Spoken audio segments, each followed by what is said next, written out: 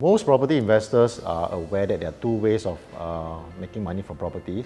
Right? The first way is through capital appreciation, the second way is through passive income. But most of them do not realize actually a third way called principal reduction.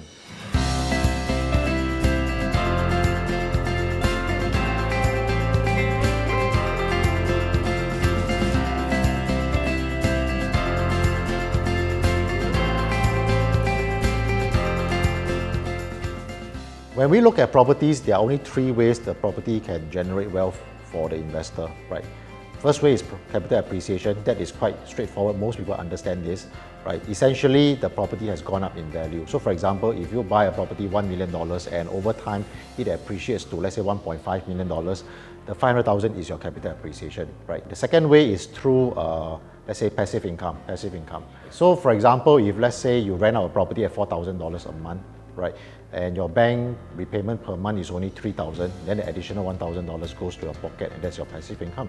But the third way, which I call the principal reduction, is a bit more difficult to understand, and most people do not actually realize that, right?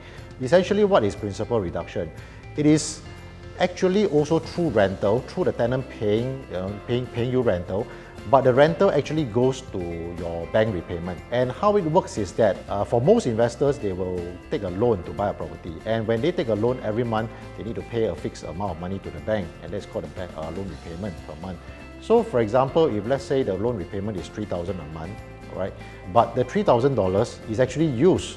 $1,000 is of course the interest expense, but the other $2,000 is used to pay the principal. So in this case, even though there's no passive income, but actually the investor is also making money from the tenant running down the loan, which I call the principal reduction effect.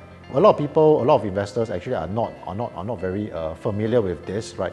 They just think that, oh, if let's say I buy a property and I collect rental at $3,000 a month, and if the bank loan is also $3,000 a month, right? I actually don't make money. There's no passive income. I can only wait for capital appreciation, which is not the correct way of thinking, because even by renting out a property, and even if the rental is just nice to break even the loan, the investor is still making money. Now comes another question, which is very important, is that in today's market, especially when the rental yield is not very fantastic, and when most investors take a maximum loan at 75%, then can your rental still cover your bank loan repayment? In some situations, it cannot. For example, your rental is $3,000 and your bank loan repayment, let's say, is $3,500 a month. Right, so there's a deficit of $500, which the investor need to pay either through cash or CPF. In this kind of situation, is it still ideal for investor to go into? I would say actually it is. It is still very good. Why?